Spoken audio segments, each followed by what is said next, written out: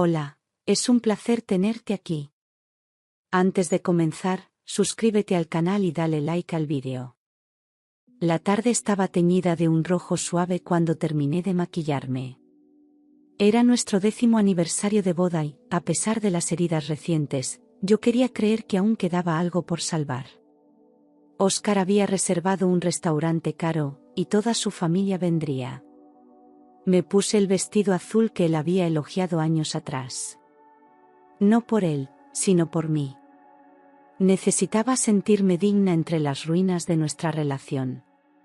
Desde que llegamos, Clara, su hermana, me observaba con esos ojos fríos que siempre me juzgaron.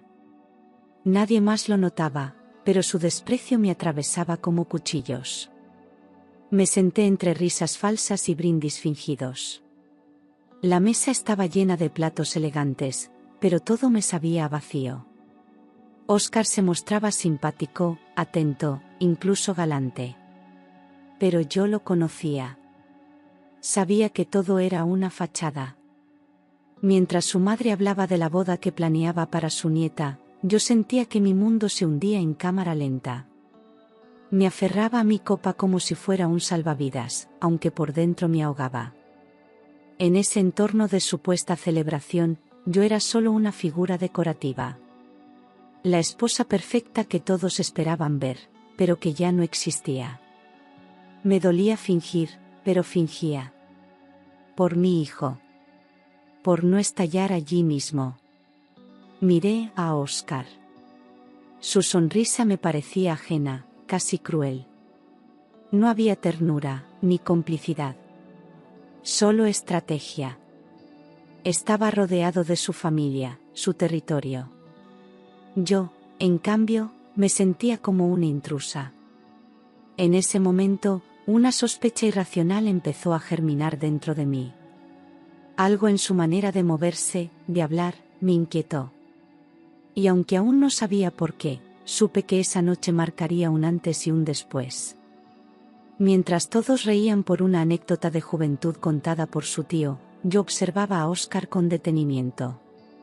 Su expresión era tranquila, demasiado tranquila para lo que solía ser habitual en él. Se inclinó hacia adelante, con los codos apoyados sobre la mesa, y aprovechó un momento de distracción general para rozar mi copa con los dedos. Lo hizo rápido, con naturalidad fingida. Parecía haber vertido algo desde su bolsillo interior. Mi estómago se encogió al instante. No dije nada. No grité. Ni siquiera fruncí el ceño. Simplemente lo vi. Me limité a observar el leve movimiento de sus manos, el modo en que fingía que se había rascado el cuello. Él no notó que yo lo había visto. Se giró hacia su madre, sonriendo como si nada. Pero yo ya no podía escuchar las voces alrededor. Mi mente se llenó de un zumbido agudo y constante. No sabía si lo que había visto era real. ¿Y si me estaba volviendo loca? ¿Y si el resentimiento que cargaba estaba distorsionando la realidad? Pero había algo en su mirada que no me permitía dudar.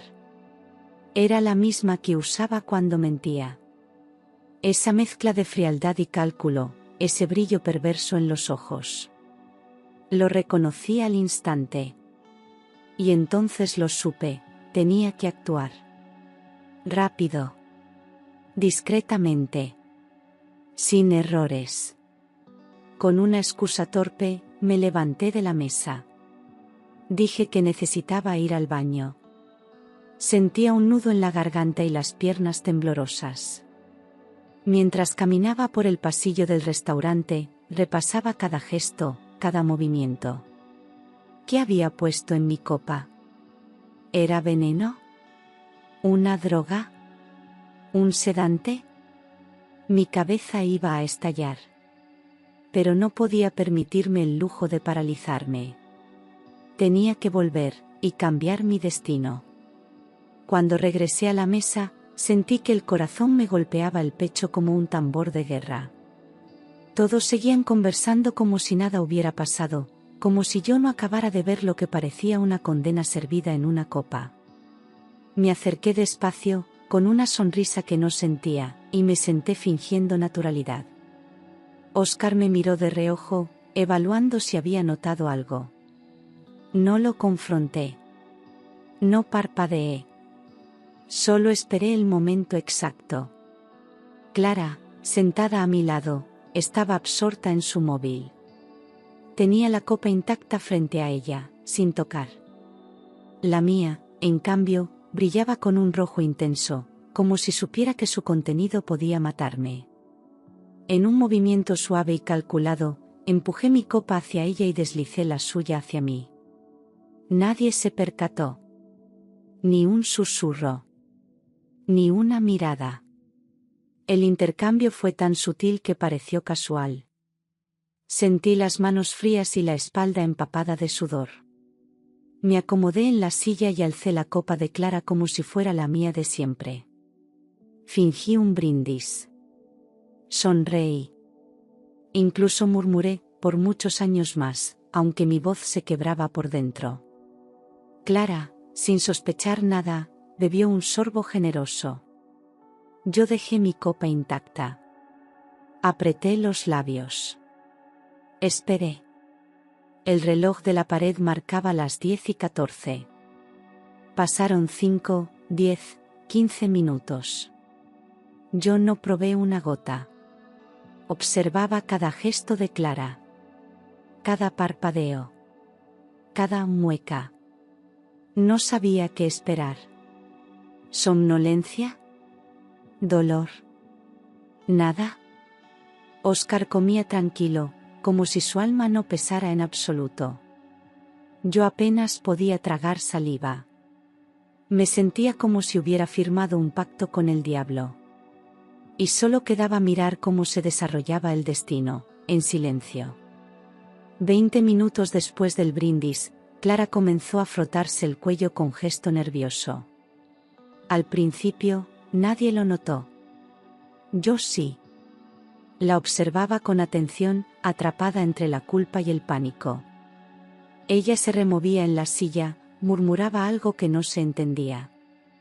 Luego cerró los ojos un instante y al abrirlos, tenía la mirada perdida. Su copa seguía medio llena sobre el mantel. De pronto, se llevó la mano al pecho y soltó un gemido ahogado. Su cuerpo temblaba. Las conversaciones cesaron. Todos la miraron sin comprender. Su madre se levantó alarmada, mientras su padre gritaba su nombre. Clara intentó incorporarse, pero sus piernas no respondieron. Cayó de lado, arrastrando cubiertos y platos, provocando un estruendo que paralizó la sala. Los camareros corrieron, uno llamó a emergencias. Su madre sollozaba, su padre gritaba instrucciones sin sentido. Oscar, en cambio, permanecía inmóvil. Lo miré. No había angustia en su rostro. Solo desconcierto, o quizás rabia. Yo seguía sentada, incapaz de moverme. Sentía que mis pulmones no funcionaban. Me preguntaba si había salvado mi vida, o destruido la de otra. Clara yacía en el suelo, inconsciente. Sus labios tenían un tono pálido. El restaurante entero se había quedado en silencio, roto solo por el sonido de la sirena que se acercaba. Nadie sabía lo que yo sabía. Nadie imaginaba lo que acababa de pasar.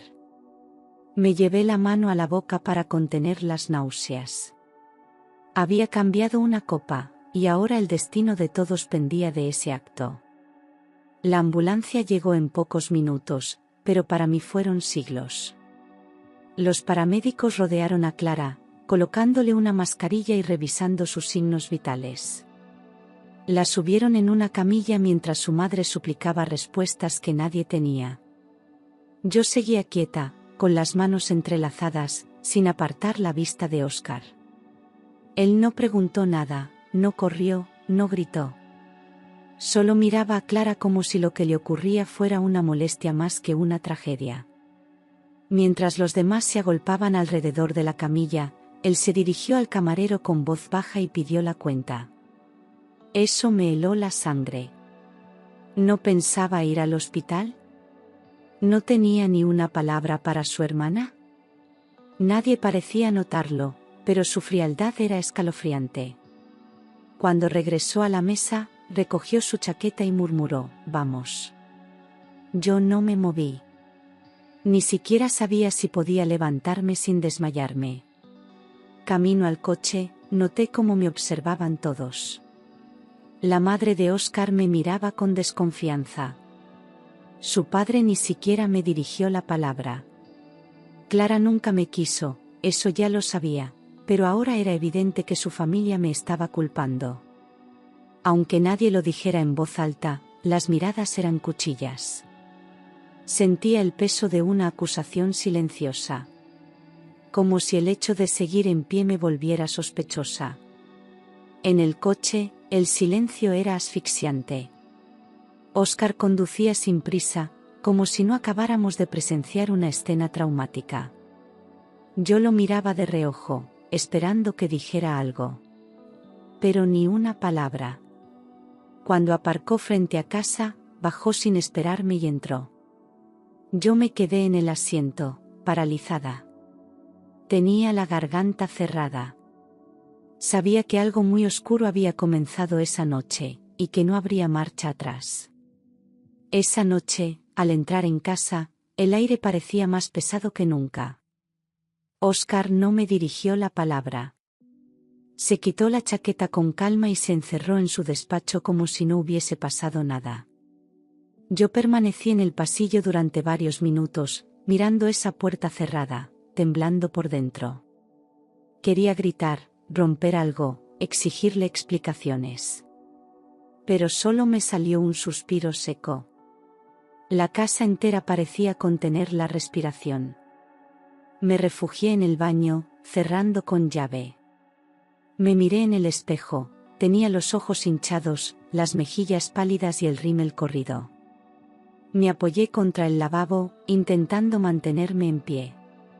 Empecé a sollozar en silencio, con la boca cerrada, como si incluso llorar estuviera prohibido en esa casa. El sonido del agua corriendo era lo único que llenaba el vacío. Nadie iba a bate en la puerta. Nadie iba a preguntarme si estaba bien. Pasé la noche sin cambiarme de ropa, sentada en el borde de la cama. No podía dormir. Cada vez que cerraba los ojos, veía la imagen de Clara en el suelo, convulsionando. Y luego, la mirada de Óscar. Ese vacío en sus ojos. Esa calma inhumana. Me estremecía al recordarlo. Por primera vez sentí que dormía bajo el mismo techo que un desconocido. O peor aún, que ya no estaba a salvo ni siquiera en mi propia casa. Amanecí sin haber pegado ojo. Me levanté y preparé café, aunque no tenía hambre. Caminaba por la casa como una sombra, escuchando cada crujido del parquet. Cuando Óscar salió del despacho, ya vestido para el trabajo, pasó a mi lado sin decir ni una palabra. Ni buenos días. Ni preguntas. Solo ese silencio afilado. Lo vi cerrar la puerta detrás de él. Y en ese instante, supe que yo estaba completamente sola. 3 días después, recibí un mensaje escueto de la madre de Óscar: Clara ha despertado. Me quedé inmóvil frente a la pantalla del móvil, sin saber si sentir alivio o pavor. La pesadilla no había terminado. Solo había cambiado de forma. Clara estaba viva, pero eso también significaba que tarde o temprano hablaría. ¿Recordaría algo? ¿Sabría que no era su copa? Sentí el estómago encogerse de nuevo. Ese mismo día, nos llamaron del hospital para informar que los análisis habían revelado la presencia de un potente sedante en su organismo. El médico que atendió a la familia mencionó que era una dosis peligrosa, pero no letal. Clara tuvo suerte. Aunque nadie podía explicar cómo la sustancia había llegado a su copa. Yo sí lo sabía. Y Óscar también. Pero seguía sin pronunciarse. Callado. Frío. observador. Al llegar a casa, le pregunté directamente si había ido a verla. Contestó sin levantar la mirada del portátil: no tenía nada que hacer allí. Esa respuesta me golpeó como una bofetada. Me levanté de la mesa, ya sin fingir calma. Me encerré en el cuarto y empecé a llorar con rabia contenida. ¿Cómo podía estar tan tranquilo? ¿Tan indiferente? Clara era su hermana, su sangre. Y aún así, no le importaba nada. Esa noche, mientras cenábamos en silencio, me di cuenta de algo aún más aterrador. Óscar no solo no mostraba culpa, mostraba molestia. Como si Clara se hubiera convertido en un obstáculo inesperado, una piedra en su camino. Me sentí atrapada. Ya no era solo miedo. Era una certeza helada. Ese hombre había intentado matarme, había fallado, y ahora caminaba libremente por mi casa, esperando el próximo movimiento. Pasaban los días y Clara seguía ingresada, sin recibir visitas mías ni de Óscar. Yo me levantaba cada mañana con un peso insoportable en el pecho. No sabía si confesar lo que había hecho con las copas. No era culpable, pero sí había cambiado el rumbo de los hechos. ¿Y si me acusaban de intento de asesinato? ¿Y si nadie me creía? Sentía que estaba al borde del abismo. Me debatía entre dos miedos, el de hablar y el de callar. Si decía la verdad, podía acabar en la cárcel. Si la ocultaba, vivía bajo la amenaza constante de que Clara recordara algo. Y Óscar, siempre acechante, no decía una sola palabra. Parecía esperar. Como si supiera que, tarde o temprano, yo me rompería. Esa presión silenciosa era peor que un grito. Me estaba enloqueciendo. Por las noches me despertaba con sobresaltos. Soñaba que me detenían frente a mi hijo, que lo perdía todo por haber actuado por instinto. Me sentaba en la cama, empapada en sudor, deseando que todo fuese solo una pesadilla. Pero la realidad era aún más cruel. El hombre con el que compartía la cama había intentado matarme. Y ahora, se paseaba por la casa como si nada hubiese pasado. Pensaba en mi hijo. En lo que sería crecer sin madre. En lo que significaría saber algún día que su padre había sido capaz de algo tan atroz. Pero también pensaba en Clara. Ella merecía saber la verdad. Merecía saber que estuvo a punto de morir por error. Y sin embargo, me callaba. Cada día que pasaba en silencio, una parte de mí se deshacía en culpa. Pero el miedo aún era más fuerte. Una tarde, recibí una llamada inesperada. Era Clara. Su voz sonaba débil, pero firme. Me pidió que fuera al hospital. Dudé durante unos segundos, pero accedí. Algo en su tono me hizo comprender que sabía más de lo que imaginábamos. Caminé hacia allí con el estómago encogido y las manos sudadas. No sabía si iba a enfrentar una acusación o una confesión.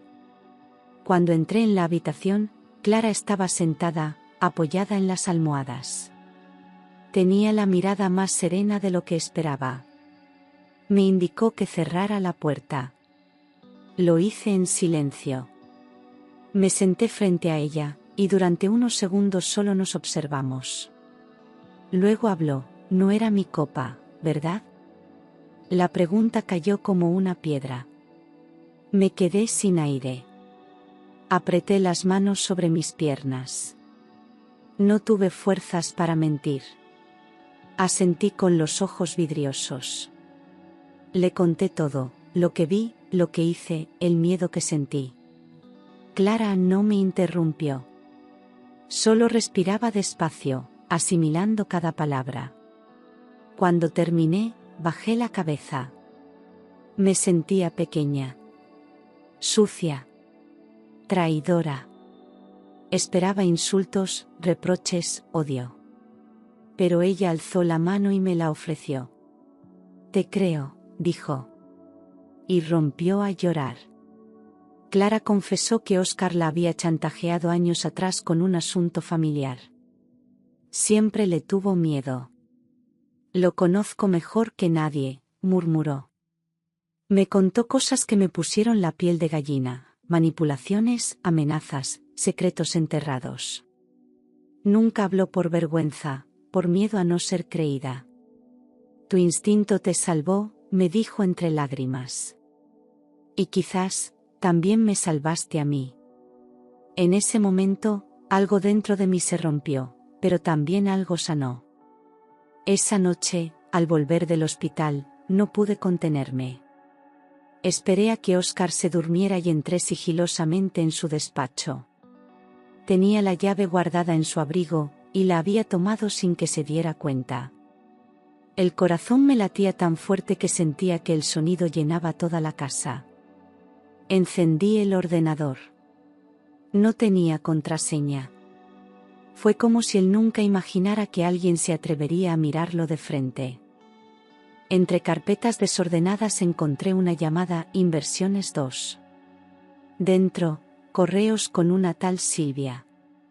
Su nombre me era familiar. Era una excompañera suya que había visto solo una vez. Los mensajes hablaban de cuentas, pagos, movimientos bancarios. Pero lo que me dejó helada fueron las frases: todo estará libre pronto. Tendrás la casa, el coche y la cuenta a tu nombre. Sentí que se me aflojaban las piernas. Seguí buscando. Había capturas de pantallas, mensajes eliminados, incluso reservas en hoteles que él nunca mencionó. Había comprado un billete a Argentina, solo de ida. También encontré un documento a nombre de Silvia con una autorización firmada por él para una transferencia automática mensual. Y lo peor, un borrador de testamento en el que mi nombre ya no figuraba. Él lo había planeado todo. No era improvisación. Era estrategia. Salí del despacho con el alma rota. Ya no eran sospechas. Ya no era miedo. Era certeza. Aquel hombre con el que dormí había organizado mi desaparición como si fuera un trámite. Y había fallado solo por azar. Subí a mi habitación, me encerré y me derrumbé en el suelo. Lloré como no lo hacía desde niña. Ya no podía mirar atrás. Estaba sola, sí. Pero esa noche decidí que no sería víctima. No, otra vez. A la mañana siguiente, antes de que Óscar despertara, volví a revisar los documentos. Buscaba más datos sobre Silvia. Encontré su dirección de correo completa, un número de móvil y una fotografía de ambos abrazados en una terraza junto al mar. Sentí un nudo en el estómago. No era una aventura cualquiera. Aquella mujer llevaba años en su vida, en la sombra, esperando su momento. Yo era solo el obstáculo que él debía eliminar. En otro archivo, vi recibos de transferencias mensuales desde una cuenta conjunta nuestra hacia una cuenta con el nombre de Silvia L. Martín. También había pasajes, reservas de hoteles en distintas ciudades, incluso una solicitud de hipoteca conjunta en trámite. Me ardía la piel. Él había empezado una nueva vida sin decírmelo, construida con mi dinero y mi ausencia planificada. Y lo más humillante, lo hacía con total naturalidad, como si fuera lo correcto. Busqué a Silvia en redes sociales. Su perfil estaba lleno de fotos en restaurantes caros, en spas, en playas paradisíacas. En una publicación reciente, escribió: contando los días para estar juntos sin barreras. El texto iba acompañado de una foto de unas copas de vino. Me temblaban las manos. Ese mensaje tenía fecha de 2 días antes de la cena del aniversario. Todo encajaba con una precisión escalofriante. Estaba a punto de romperme, pero no podía permitírmelo. Me duché sin sentir el agua. Me vestí como una autómata. Al ver a Óscar bajar por las escaleras, sonriendo como si nada, quise gritarle todo en la cara. Pero no. Me tragué el veneno. Porque si algo había aprendido en esa casa, era que las verdades lanzadas a destiempo no salvaban, destruían. Y yo no pensaba destruirme más. Iba a ser más fría que él. Iba a ser peligrosa. Porque el dolor, ahora, se había convertido en fuego.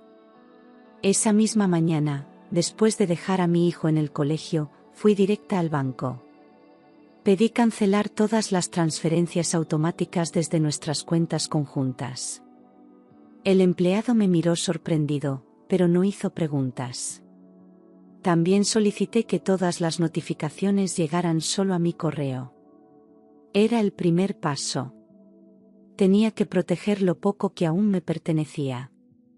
Si Oscar planeaba eliminarme, al menos no se lo pondría fácil.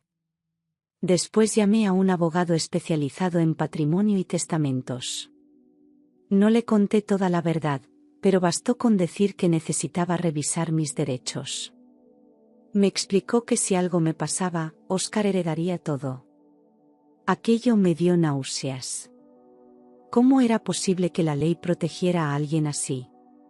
Le pedí que redactara un testamento donde todo pasara directamente a mi hijo. Firmé con las manos temblando. Era como blindar mi última voluntad contra el infierno. Al salir, me senté en un banco del parque y observé a los niños correr. Sentí una tristeza tan profunda que me hizo doblarme sobre mí misma.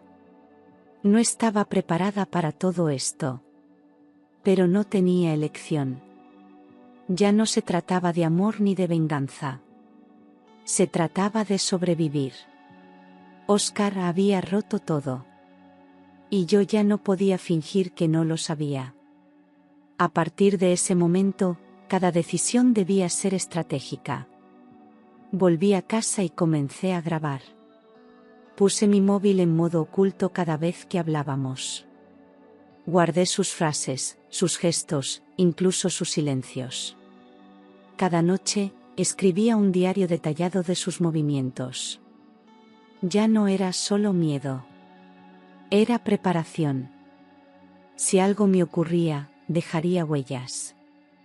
No iba a desaparecer sin que el mundo supiera la verdad. Estaba decidida. Él no iba a ganar.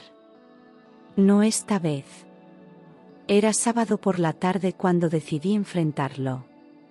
Tenía las pruebas impresas, los extractos del banco, las fotos con Silvia, los mensajes.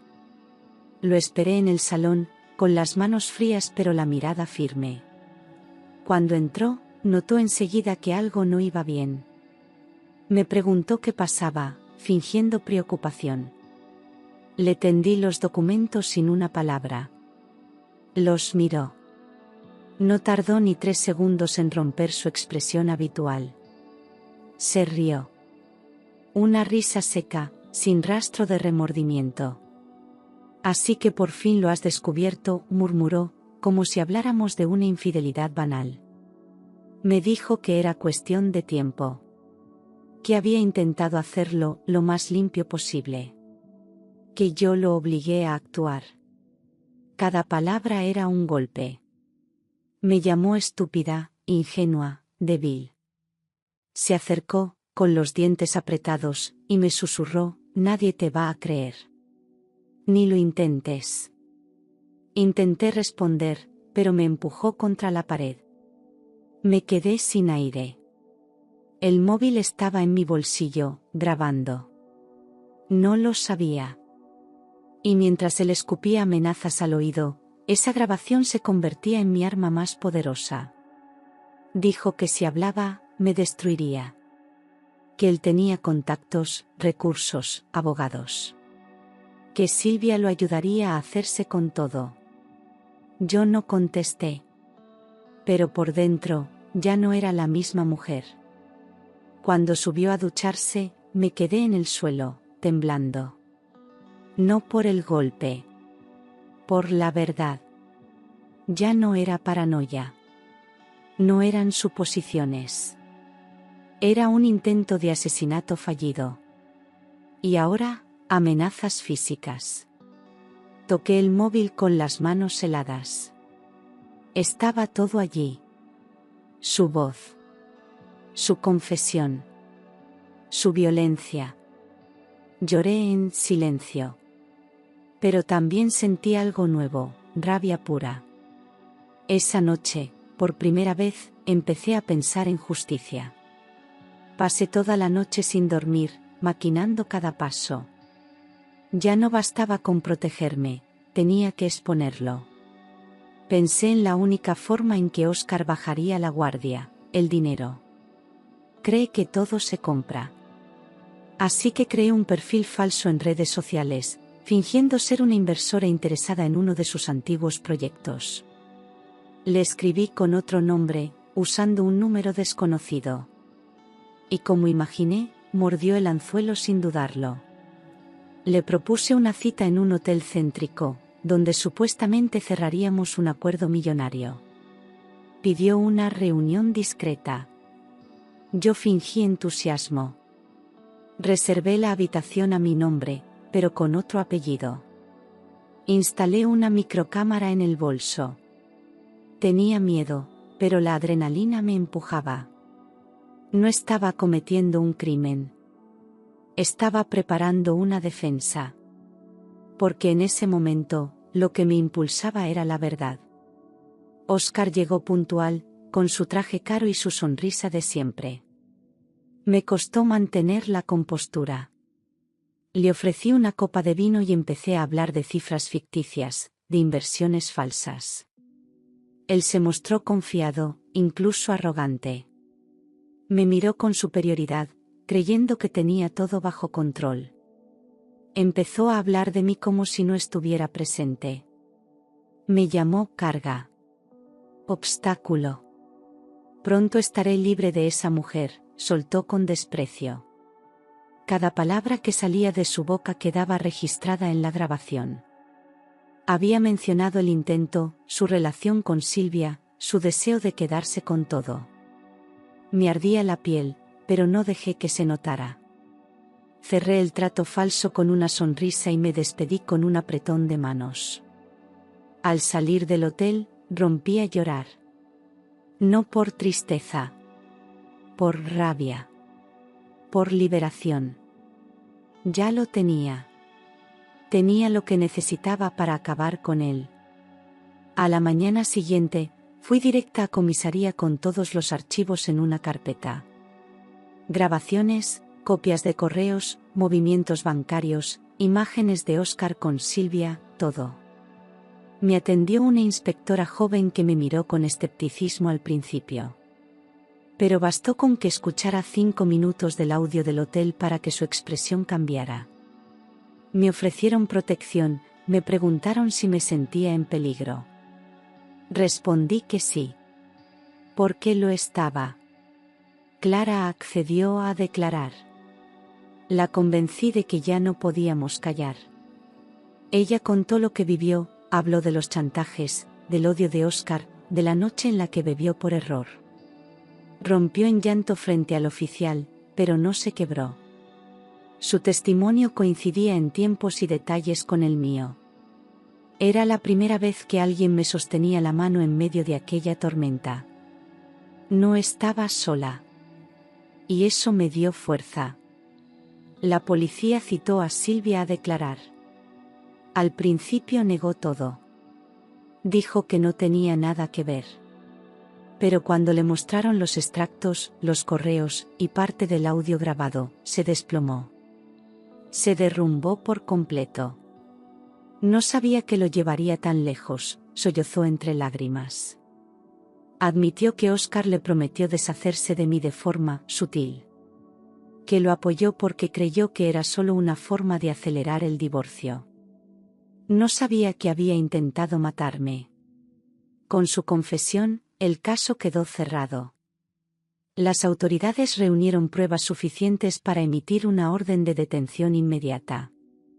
Me avisaron para que no me acercara a él. No respondí llamadas, no abrí mensajes. Solo esperé.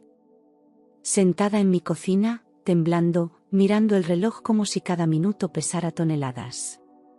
Y cuando por fin escuché la sirena en la calle y vi las luces reflejadas en la ventana, supe que mi vida estaba a punto de cambiar. Aquel mediodía, la puerta principal retumbó con 3 golpes secos. Me asomé por la ventana y los vi, 2 agentes uniformados, uno de paisano, y un coche policial esperando en doble fila. Mi corazón latía con tanta fuerza que pensé que me desplomaría.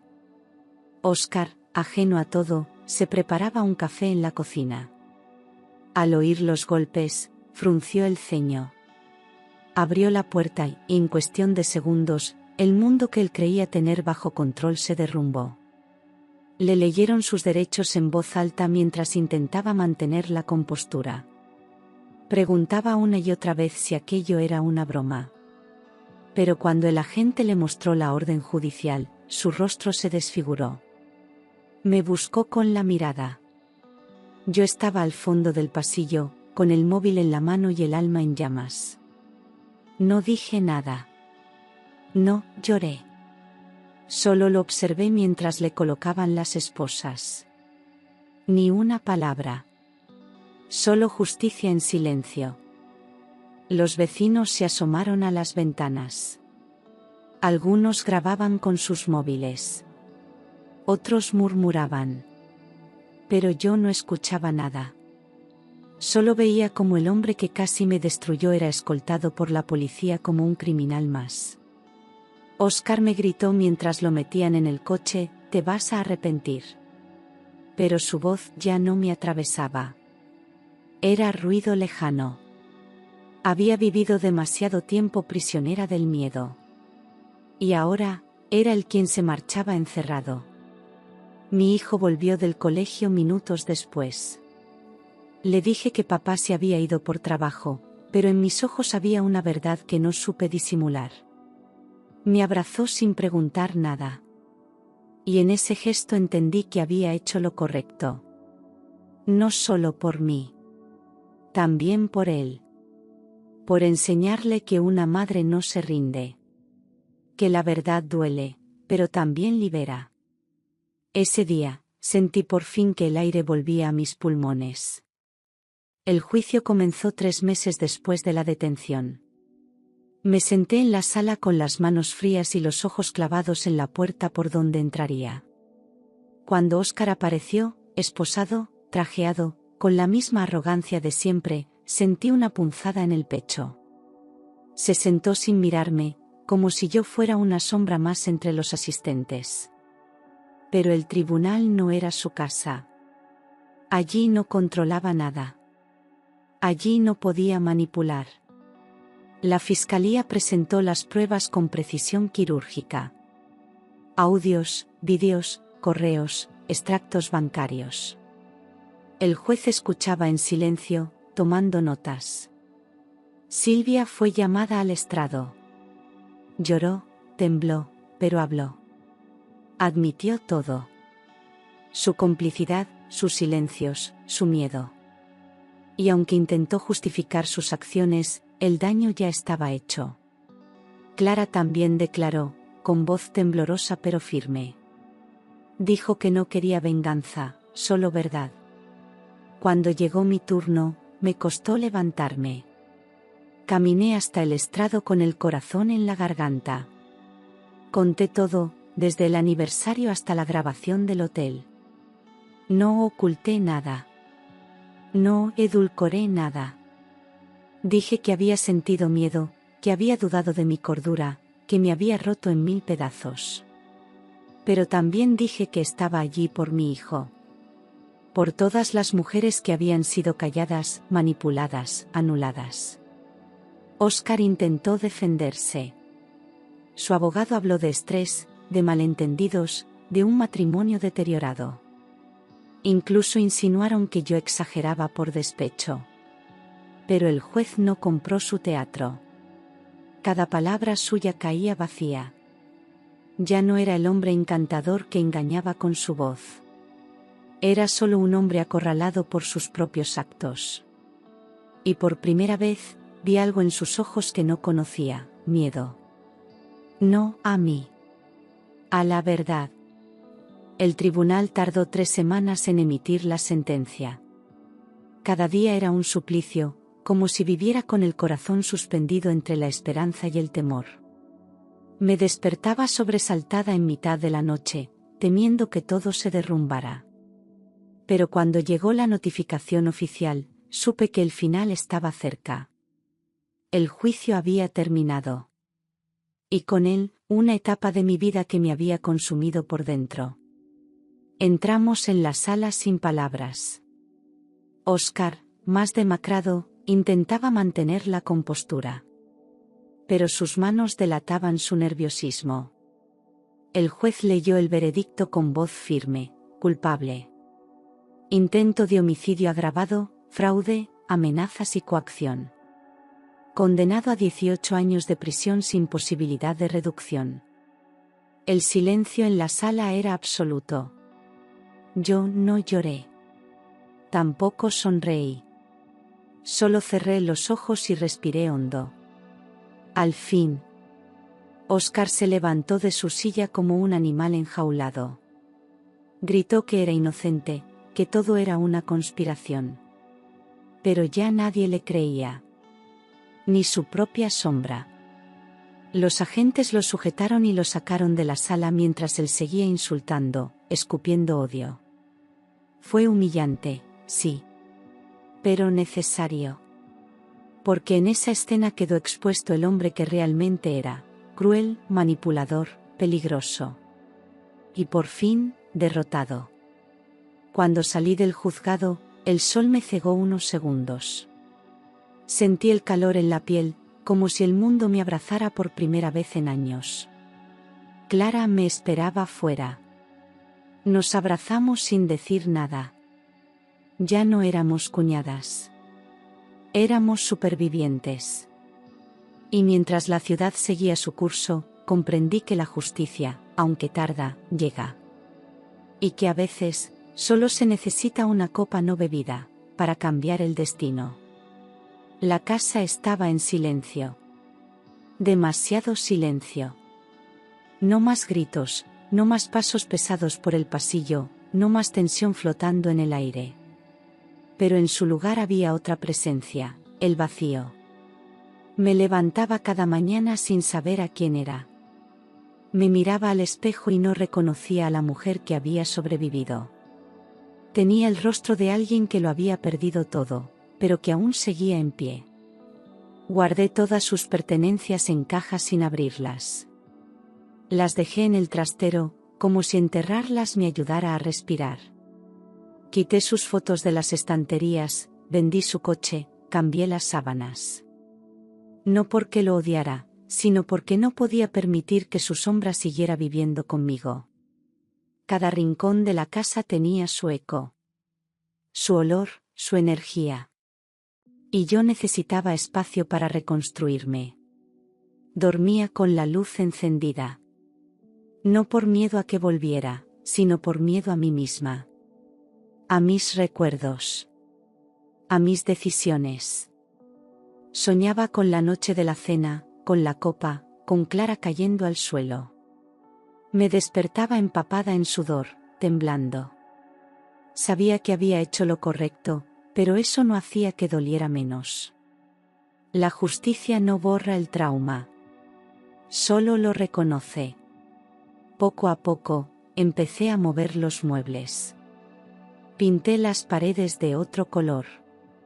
Cambié las cortinas, las lámparas, hasta los cubiertos. Era un intento desesperado de renacer. Cada gesto era un «esto es mío», una afirmación de que esa casa ya no le pertenecía. Ni él. Ni su historia. Ni su veneno.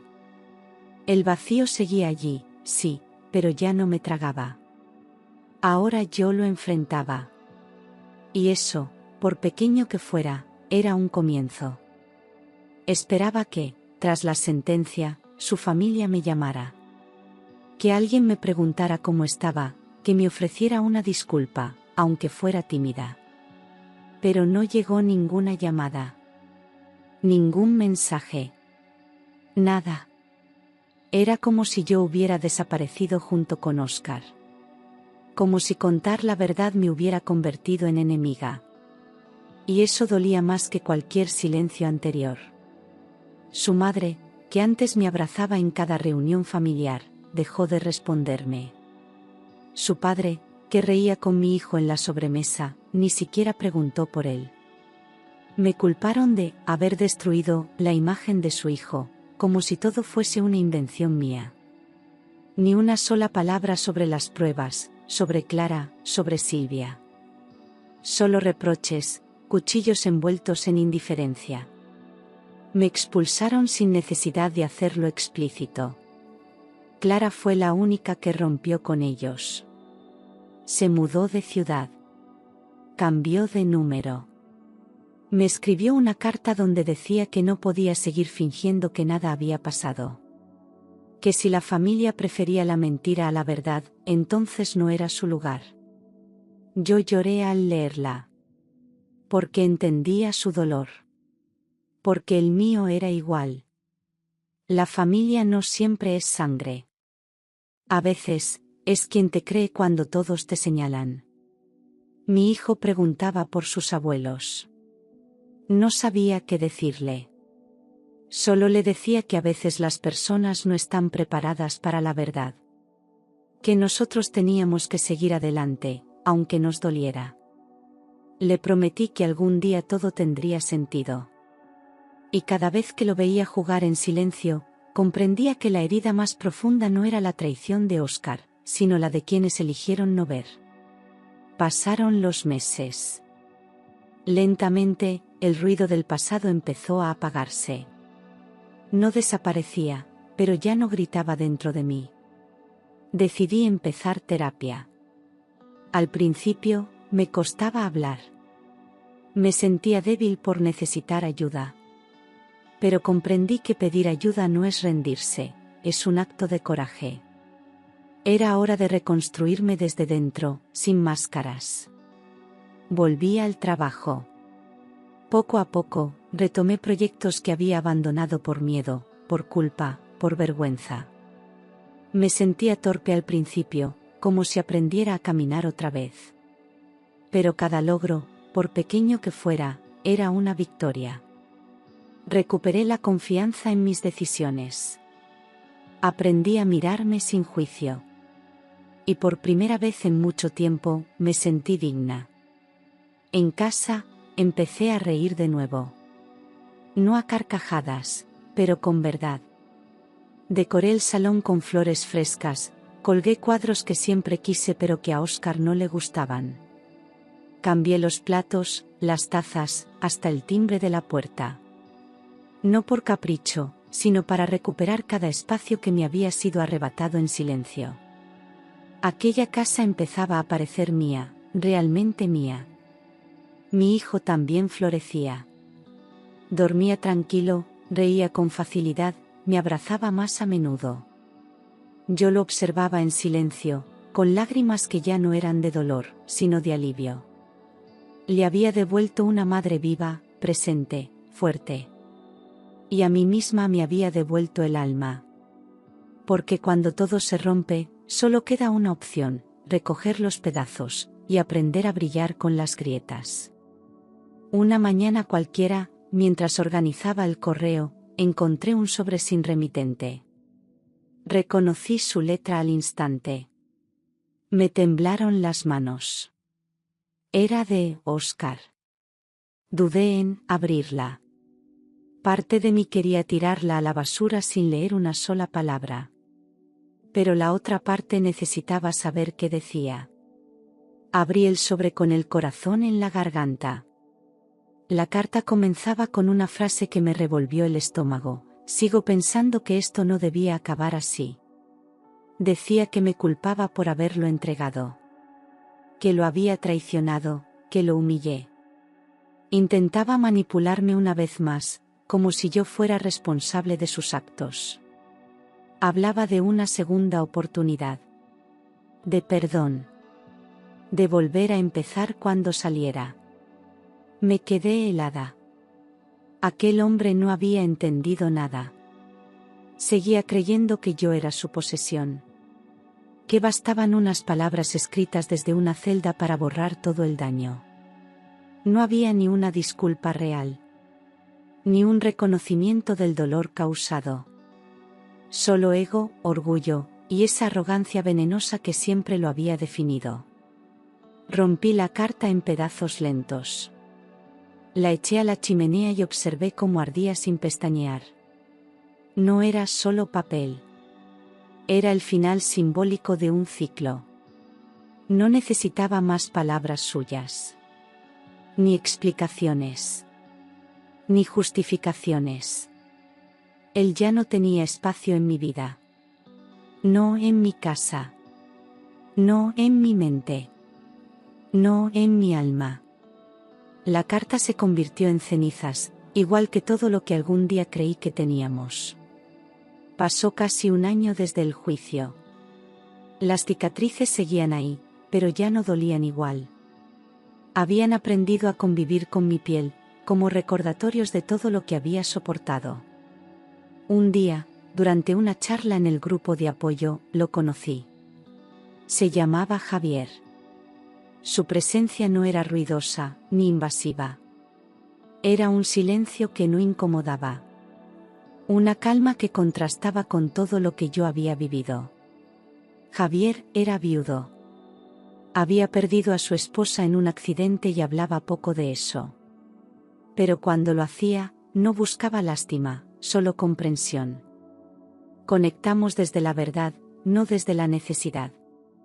Nos sentábamos juntos después de las reuniones, compartíamos café y silencios cómodos. Sin prisa. Sin expectativas. Solo dos personas rotas intentando recordar cómo se respiraba sin dolor. No fue amor a primera vista. Fue algo más profundo, confianza. Me miraba sin juicio, como si pudiera ver mi historia sin miedo. Con él aprendí que no todos los hombres callan verdades ni construyen trampas. Javier no llenaba mis vacíos. Me enseñaba a no temerlos. Cada conversación era una brisa suave después de una tormenta brutal. Y en ese espacio nuevo, empecé a reconstruirme de verdad. Una tarde, mientras paseábamos por el parque, mi hijo le tomó la mano sin que yo se lo pidiera. Lo miré y entendí que no necesitaba más señales. Estábamos sanando. No era un cuento de hadas. No era un final feliz de película. Era real. Imperfecto. Pero lleno de vida. Y por primera vez en años, al llegar a casa, me sentí en paz. No como antes, sino mejor. Una mañana de primavera, mientras regaba las plantas del balcón, sonó el timbre. Al abrir la puerta, me quedé sin aliento. Era Clara. Había cambiado, el cabello más corto, el rostro más sereno, los ojos más vivos. Nos quedamos frente a frente durante unos segundos eternos. No necesitábamos palabras. Nos abrazamos con fuerza, como si quisiéramos reparar todo lo roto. Entró en casa y se sentó en el sofá como si nunca se hubiera ido. Me contó que había empezado de cero en otra ciudad. Había retomado su carrera, hecho nuevas amistades, empezado terapia. Durante mucho tiempo pensé que había perdido la familia, pero ahora sé que la encontré donde menos esperaba, dijo con voz temblorosa. Yo asentí, sintiendo cómo la emoción se acumulaba en mi pecho. Era una hermana que no elegí, pero que la vida me devolvía. Hablamos durante horas. Reímos. Lloramos. Recordamos cada momento vivido como si estuviéramos viendo una película antigua.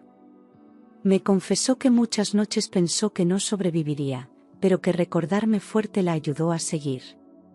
Tu instinto nos salvó a las dos, me dijo mirándome a los ojos.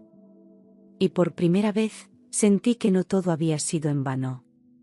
Que el dolor tenía sentido si traía de vuelta algo tan valioso. Antes de irse, me dejó una pulsera tejida a mano. Para que nunca olvides lo que superaste, dijo al abrocharla en mi muñeca. Nos abrazamos otra vez, esta vez en silencio. Al cerrar la puerta detrás de ella, me senté con el corazón lleno. Clara no solo había vuelto a casa. Había vuelto a mí. A la única parte de su familia que eligió conservar. Y en ese gesto, sanamos juntas una herida que el tiempo no había podido cerrar. Llegó el aniversario de boda, pero esta vez no hubo lágrimas ni recuerdos sombríos. No celebraba el amor que se rompió, sino la vida que reconstruí. Preparé una cena sencilla, con velas suaves, música tranquila y una mesa decorada por mi hijo. Javier estaba allí, con una sonrisa discreta, sin intentar llenar vacíos, solo acompañando. Y Clara también, que llegó con una botella de vino y una mirada cómplice. Éramos 3 historias rotas que habían aprendido a coserse juntas. Levanté la copa. Esta vez no temblaba mi mano. Brindé por la verdad, por la fuerza que no sabía que tenía, por las segundas oportunidades. Cada sorbo era una victoria silenciosa. Miré a mi alrededor y sentí que la oscuridad había quedado lejos. No del todo borrada, pero sí derrotada. A veces no hace falta olvidar el pasado, basta con aprender a vivir por encima de él. Mi hijo alzó su vaso de zumo y dijo, por mamá, que siempre cuida de todos. Aquella frase me atravesó el alma. No necesitaba más. No premios, no reconocimientos, no aplausos. Solo eso, saber que él se sentía seguro, amado, protegido. Que no recordaría el miedo, sino el refugio. Y eso, para mí, era la mayor victoria. Esa noche dormí con la ventana abierta, dejando que la brisa llenara la casa. Ya no me asustaban los sonidos del silencio.